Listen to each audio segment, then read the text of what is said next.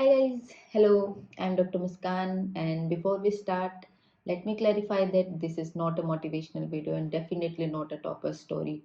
I'm here because some of the recent moments in my life have taught me that life is too hard or too unpredictable to be afraid of starting something new that you always wanted to.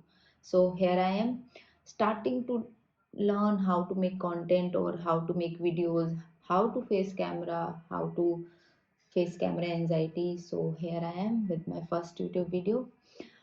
Let's start with my introduction first. As if I am a doctor, we have been first taught that how to introduce ourselves. So I am Muskan. I am Dr. Muskan. I have completed my MBBS last year, gave NEET PG 2025 and got a rank of 12,440. Yes, 12,440. Now some of you might already be thinking that यार ये तो इतनी अच्छी rank भी नहीं है, but for me it was decent rank. More importantly, I was satisfied compared to my preparation. I only give 6 to 7 months to the serious prep because I know that I don't want to spend my entire life endlessly preparing for just one exam. So I got the rank. I am happy, and now I am also getting a seat that I loved and I always wanted. So, if you are also starting late and if you also have less time left, then follow along. Now, right now, if you are starting, you also have only 7 months left for the NEET PG 2026. So, that is why I want to, or I honestly wanted to talk about my prep, my strategy, how I prepared, and and how I got this rank in this little amount of time. So let's start. Now, this video will be divided it into five sections. First, read from scratch how and when to start MCQs, how to consolidate information, how to revise, and all about GTs. So, without further ado, let's start. First, read from scratch. Now this ये part उन लोगों के लिए है जो बिल्कुल zero से start कर रहे हैं और ऑलमोस्ट ज़ीरो से स्टार्ट कर रहे हैं. सो what I think or what I did, that if you are starting from scratch, then and only now you are starting, then BTR is more than enough for a decent rank. BTR में वो सब कुछ है जो तुम्हें चाहिए, everything important, mostly everything about PYQs. तो अगर आप अभी भी बिल्कुल जीरो से स्टार्ट कर रहे हैं, it is more than enough. अब ये कोई प्रमोशनल वीडियो नहीं है, ना ही कोई ये पेड प्रमोशन है. ये सिर्फ वो चीज़ है जो मैंने करी है and that worked for me. So start with BTR videos or any other videos you like if you don't like BTR, and start with something small, something short subject जो हमेशा इजी रहता है आपके लिए. For me it was ऑप्थेल. ऑप्थेल हमेशा easy रहता था मेरे लिए. सो फर्स्ट थिंग फर्स्ट, कोई स्केड्यूल नहीं, कुछ भी नहीं. मैंने BTR की वीडियोस उठाई, मैंने ऑप्थेल की वीडियो ख़त्म करी, ऑप्थेल बिल्कुल अच्छे से फिनिश किया. तो एक कॉन्फिडेंस आया कि एक सब्जेक्ट इतने अच्छे से हो गया, और दैट हाँ कि अब मेरे को ये इंपॉर्टेंट इंपॉर्टेंट चीज़ें पता है, कुछ कुछ बेसिक्स मेरे को पहले से आता है. तो कि हाँ, कर सकते हैं, जैसे आप भी कर सकते हो. अब जैसे एक शॉर्ट सब्जेक्ट खत्म होता है ना, अब आप एक स्केड्यूल बनाओ. अब स्टार्ट में बिल्कुल सिर्फ 2 to 3 वीक्स का स्केड्यूल बनाओ, एक रफ प्लान बनाओ. अब 2 to 3 वीक के स्केड्यूल से पहले एक रफ टाइमलाइन बनाओ कि अभी 7 मंथ्स है तो आप कैसे करोगे, कितने दिन में फर्स्ट रीड करोगे, कितने दिन में सेकंड रीड करोगे, कितने दिन में third, and then final revision कब करोगे. तो मैं आपको एक रफ टाइमलाइन देती हूँ. रफ टाइमलाइन है, आप अपने हिसाब से एडजस्ट कर सकते हो. अगर आप फास्ट लर्नर हो तो इसे और ज़्यादा फास्ट कर दो, रिविजन्स बढ़ा दो. ठीक है. तो अभी 7 मंथ्स है तो 3 मंथ्स फर्स्ट रीड को दो, फिर 2 मंथ्स सेकेंड रीड को दो, फिर एक मंथ थर्ड रीड को दो. आखिरी मंथ बचा ना, आखिरी मंथ में 15 डेज आप फोर्थ रीड को दो, और बिल्कुल लास्ट 15 डेज फिफ्थ रीड बोलो, फाइनल रिवीजन बोलो, जो बोलना चाहो बोलो. अब पहले 3 मंथ में आपका स्केड्यूल कैसा लगना चाहिए, उसका भी एक आपको मैं रफ टाइमलाइन, एक रफ स्केड्यूल दे देती हूँ. वो कुछ ऐसा होगा, स्क्रीन पे आपके आया होगा. तो इसमें बेसिकली मैंने क्या किया है कि हर शॉर्ट सब्जेक्ट को 3 to 4 डेज, 4 to 5 डेज दिए हैं, और हर लॉन्ग सब्जेक्ट को 8 to 10, और अगर किसी किसी को 15 डेज भी दे सकते हो आप. अब इस हिसाब से फर्स्ट रीड कंप्लीट करो. फर्स्ट रीड में क्या क्या आना चाहिए, मोस्ट इंपॉर्टेंट थिंग्स.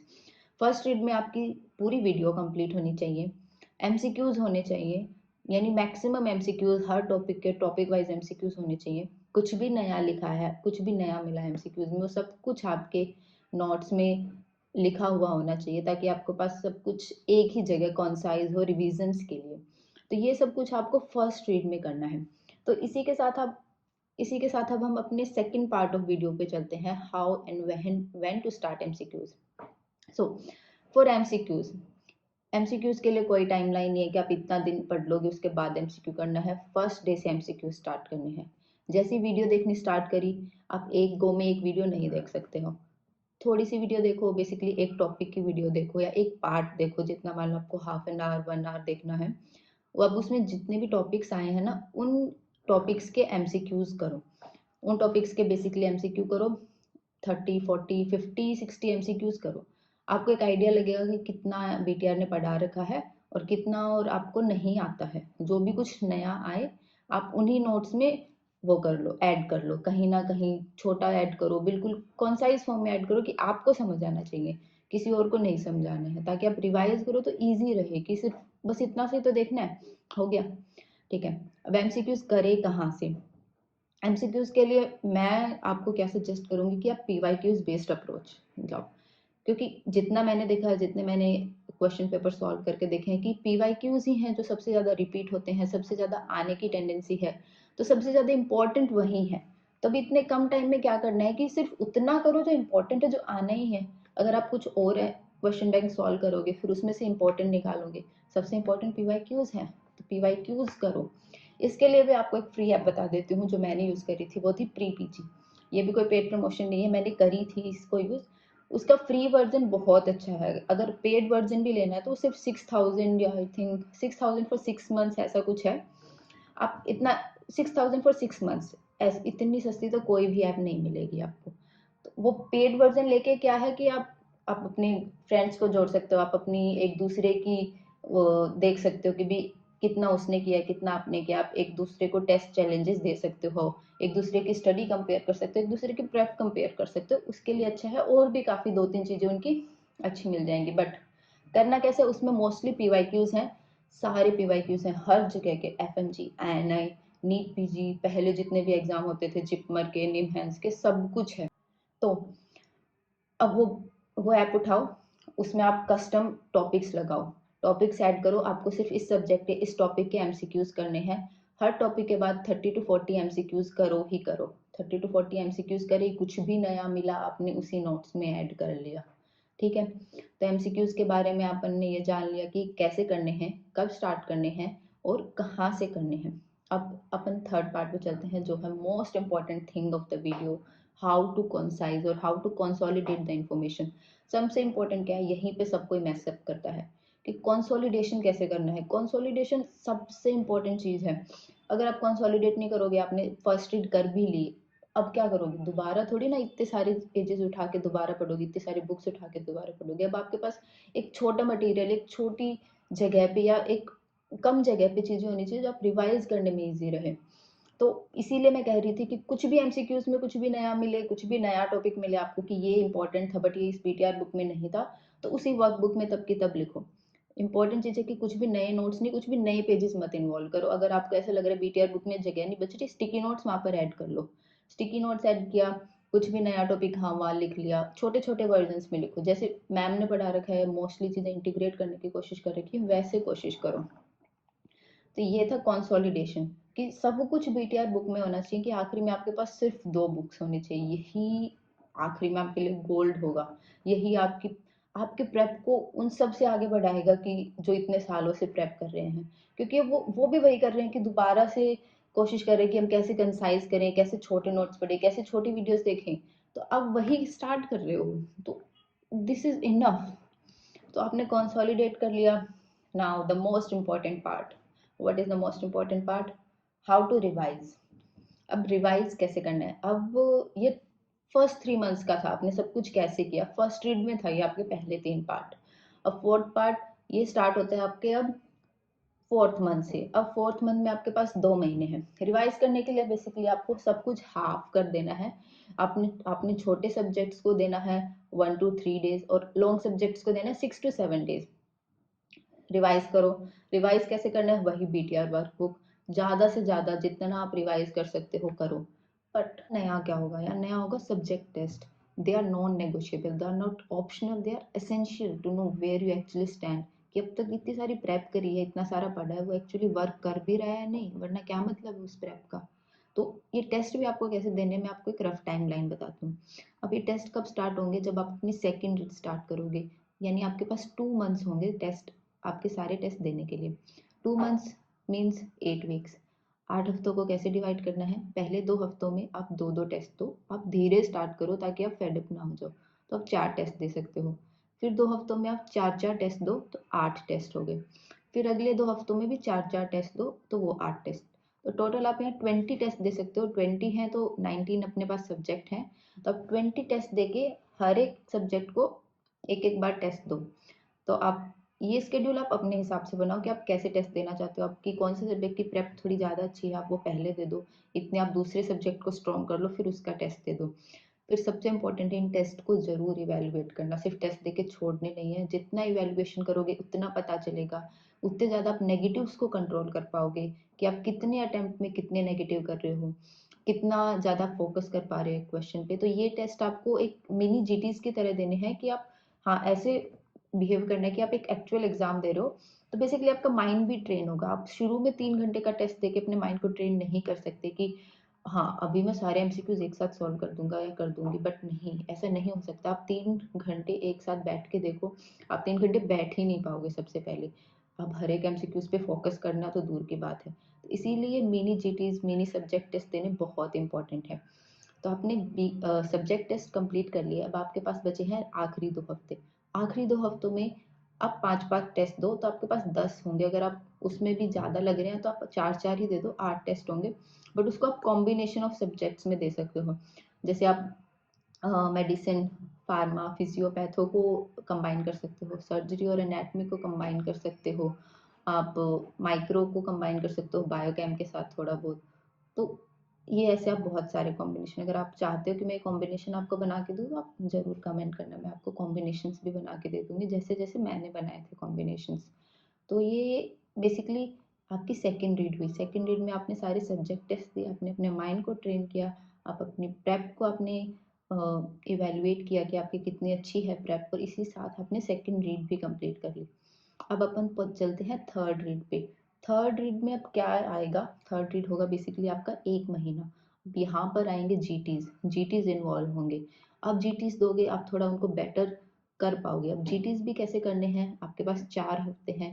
पहले हफ्ते सिर्फ एक जीटी दो, एक जीटी दो। आप जैसे ही थर्ड मंथ स्टार्ट हो सबसे पहले एक जीटी दो, अपनी पूरी प्रेप को इवेलुएट कर पाओगे कि अभी तक 2 रीड करी है, कितना कर पा रहे हो। पहले जीटी में बिल्कुल भी डिमोटिवेट नहीं होना है, नेगेटिव्स ज़्यादा होंगे, अटेम्प्ट कम होगा, बट ऐसा ही होता है। एकदम से आप जीटी दोगे, आप सबसे पहले तो इतना फोकस ही नहीं कर पाते, वो फोकस बनाना जरूरी है। इसीलिए जीटी अब स्टार्ट करने हैं आपको। जीटी स्टार्ट किए, पहले हफ्ते में एक जीटी दो, फिर दूसरे हफ्ते में 2 जीटी दो, तीसरे हफ्ते भी 2 ही जीटी दो, और आखिरी हफ्ते 3 जीटी दो। तो 3, 2, 5, 2, 6 और एक 7, 7 जीटी मेरे हिसाब से 1 महीने में इनफ है। क्योंकि सबसे इंपॉर्टेंट है जीटीज को कैसे इवेलुएट करना। अगर आप 3 घंटे लगाते हो ना जीटी देने में, आपको इवेलुएट करने में 6 घंटे लगेंगे, तो बेसिकली आपके 9 घंटे स्टडी के तो ऐसे ही चले जाते हैं। तो आप इससे ज़्यादा जीटी बिल्कुल नहीं दे पाओगे। अगर आप इससे भी कम दे पा रहे हो, 5 दो, कोई दिक्कत की बात नहीं है, पर उनको इवेलुएट जरूर करो, कंसिस्टेंट जरूर रहो। यहाँ पर प्रेप छोड़ना बहुत ज़्यादा डिफिकल्ट और बहुत ज़्यादा हार्ड हो जाएगा आगे की प्रेप के लिए। तो थर्ड रीड करी, थर्ड रीड में आप सब कुछ और हाफ कर दो। Long subjects 3 to 4 days, short subjects को एक दिन में करना शुरू करो। एक दिन, मैक्सिमम 1.5 दिन, उससे ज़्यादा आप शॉर्ट सब्जेक्ट्स को यहाँ नहीं दे सकते। अभी तक की प्रेप में आप इतने ज़्यादा हो जाने चाहिए मास्टर कि हाँ आप शॉर्ट सब्जेक्ट्स को 1.5 दिन में सल्टा सकते हो। ठीक है, थर्ड रीड कंप्लीट कर ली, जीटीज शुरू कर लिए। जीटीज अब आप थोड़ा और अच्छा मास्टर करने लग गए आखिरी जीटी तक। सबसे इंपॉर्टेंट जीटी में क्या है, इवैल्यूएशन में आप कितने नेगेटिव कर रहे हो। मैंने, यानी मेरा फंडा था लेस अटेम्प्ट लेस नेगेटिव, किसी का फंडा होता है मोर अटेम्प्ट, क्योंकि नेगेटिव उनसे कंट्रोल नहीं होते। ये आप पहले 2-3 जीटी में अपना इवैल्यूएशन करो कि आप कितना कंट्रोल कर पा रहे हो। उस हिसाब से फिर आप अपने ज़्यादा अटेम्प्ट रखने, कम अटेम्प्ट रखने, उस हिसाब से आप अपना डिसाइड करना कि आपको कैसे करना है। अब चलते हैं, हाउ टू रिवाइज अपना हो गया, ऑल अबाउट जीटीज भी हो गया बेसिकली इसके साथ। अब है अपना लास्ट मंथ में फर्स्ट 15 डेज और लास्ट 15 डेज की क्या स्ट्रेटेजी रहेगी, ये सबसे इम्पोर्टेंट चीज़ है। दिस कैन मेक और ब्रेक योर प्रेपरेशन। अगर आपने आखिरी एक महीना ढीला छोड़ दिया ना, तो आपने अभी तक जो पढ़ा ना, आप आधी से ज़्यादा चीज़ें भूल जाओगे। इन आखिरी 15 दिन में आपको कैसे ज़्यादा से ज़्यादा रिवाइज करना है, कैसे ज़्यादा से ज़्यादा पढ़ना है। अब कुछ भी नया नहीं उठाना, कुछ भी नया टॉपिक आए नहीं उठाना। मान लो कि उस नए टॉपिक से एक दो क्वेश्चन आ जाएंगे, कोई दिक्कत की बात नहीं है, बट आपने उस एक टॉपिक के चक्कर में अगर अपने 4 पुराने टॉपिक्स को भूल गए या मिस कर दिया, तो आपके कम से कम 7-8 क्वेश्चन चले जाएंगे। सो बिल्कुल भी नया नहीं उठाना है। अब जितना भी पहले से पढ़ा है सिर्फ उसी को रिवाइज करना है। पहले 15 डेज में सब रिवाइज करो जितना हो सकता है। हर एक दिन शॉर्ट सब्जेक्ट्स को अब आधा आधा दिन दो, लॉन्ग सब्जेक्ट्स को 1 दिन या 1.5 दिन दो। करना क्या है अब इसमें आपको बनानी है हर एक सब्जेक्ट की शीट्स। ये भी जैनब मैम का ही बताया हुआ है, मेरा कोई नया तरीका नहीं है, मैं इसका कोई क्रेडिट नहीं लेना चाहती। हर सब्जेक्ट की शीट्स बनाओ। शॉर्ट सब्जेक्ट्स को सिर्फ आप 1 पेज दे सकते हो, लॉन्ग सब्जेक्ट्स को आप 1 या 2 पेज दे सकते हो। उसमें सबसे वॉलेटाइल स्टफ, सबसे इम्पोर्टेंट स्टफ, कुछ भी टेबल्स है, कुछ भी ऐसा लग रहा है कि ये आप भूल सकते हो, ये जो बहुत इंपॉर्टेंट है, आपको रिवाइज करनी ही करनी है, उन चीज़ों की शीट्स बनाओ। कि अब आखिरी 15 दिन में आप वो 2 वर्कबुक्स भी नहीं उठा सकते, वो भी बहुत ज़्यादा हो जाएंगी आखिरी 15 दिन के रिवीजन के लिए। तब आपको शीट्स बनानी है और भी कंसाइज करना है इन्फॉर्मेशन को, कि आप आखिरी 15 दिन में ज़्यादा से ज़्यादा रिवाइज कर सकते हो। तो उन नोट्स में से ऐसी चीज़ें उठाओ जो सबसे ज़्यादा वॉलेटाइल है, सबसे ज़्यादा बोलनी है, ऐसी शीट्स बनाओ। तो आखिरी में आपके पास ऐसी कम से कम बस 20-25 शीट्स होनी चाहिए जब आखिरी 15 दिन में आपको रिवाइज करना है। और हाँ, मैं एक चीज़ और भूल गई, सॉरी, कि जीटी मिस्टेक कॉपी। जैसे ही आप जीटी इवेल्युएट करोगे ना, तो हर जीटी की एक मिस्टेक कॉपी बनाओ, कि ये आपने जीटी किया था, आप लिख लो आपने जो भी जीटी किया है ऊपर, और उसमें जितनी भी मिस्टेक्स हुई हैं। मिस्टेक्स में क्या आएगा, पहले अपने गलत को इवेल्युएट करो कि ये जो गलत थे वो क्यों हुए थे, आपका कॉन्सेप्ट गलत था या आप कुछ भूल गए थे, सिली मिस्टेक थी। तो पहले आप गलत का करो, और फिर आपने जो छोड़े थे वो क्यों ना अटेम्प्ट करे थे, कि भाई आपको डाउट था 50-50 की वजह से, या बिल्कुल ही नहीं आ रहा था, बिल्कुल नया टॉपिक था। तो वो जीटी मिस्टेक कॉपी बहुत इंपॉर्टेंट है, उसमें से बहुत ज़्यादा क्वेश्चन आपके आते हैं। ठीक है, तो अब इसीलिए ये क्यों बता रही हूँ, क्योंकि अब आखिरी 15 दिन में क्या करना है, आपको अपनी ये सीट्स रिवाइज करनी है। और जीटी मिस्टेक कॉपी तो आपको आखिरी मंथ में रिवाइज करनी शुरू कर देनी है। तो सॉरी, फिर से कौन सा मैं समरी दे देती हूँ कि आखिरी मंथ में क्या करना है। पहले 15 दिन में शीट्स बनाने स्टार्ट कर दो, हर सब्जेक्ट को रिवाइज करो और जीटी मिस्टेक कॉपी को रिवाइज करना शुरू कर दो।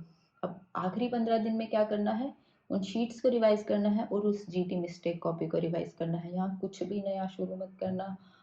आई थिंक मैंने सब कुछ बता दिया है, मैंने पूरी कोशिश करी है कि मैं पूरी स्ट्रेटेजी अच्छे से बता सकूँ। मेरे को कुछ भी फिर भी नया याद आएगा, मैं ज़रूर कमेंट सेक्शन में कमेंट कर दूंगी। आपको कुछ भी डाउट आ रहा है, आप कमेंट सेक्शन में मुझसे पूछ सकते हो, और आप मुझसे इंस्टा पे डीएम भी कर सकते हो। मेरा इंस्टा हैंडल है माइलस्टोन टू मेमोरीज करके, बिकॉज मैंने डीएमबी पीडियाट्रिक्स उठाई है, जो ब्रांच मेरे को अच्छी लगती थी, जो मेरे को लेनी थी हमेशा से। So all the best for your prep. I hope ये आपको हेल्प करे, और कभी भी बिल्कुल भी डिमोटिवेट नहीं होना है, आप कर सकते हो। 7 months is enough time for a decent rank. Because अगर आप ये सोचोगे ना कि मैं अगले साल करूँगा, अगले साल भी आप सिर्फ 7 महीने ही दोगे एक्चुअल प्रेप के लिए। एक्चुअल प्रेप तो हमेशा सिर्फ इतने ही दिन में होती है, 6-7 महीनों में। उसके अलावा पहले के 3-4 महीने, 6-7 महीने तो ऐसे ही जाते हैं। तो अच्छी बात है कि आप फर्स्ट अटेम्प्ट में कर लो, या फिर अगर आप ड्रॉपर हो तो आप इसी अटेम्प्ट में कर लो। कोशिश करो कि आप अपना मैक्सिमम दो, आप अपना 100% दो। अभी सिर्फ 6-7 महीने की बात है। You can do it.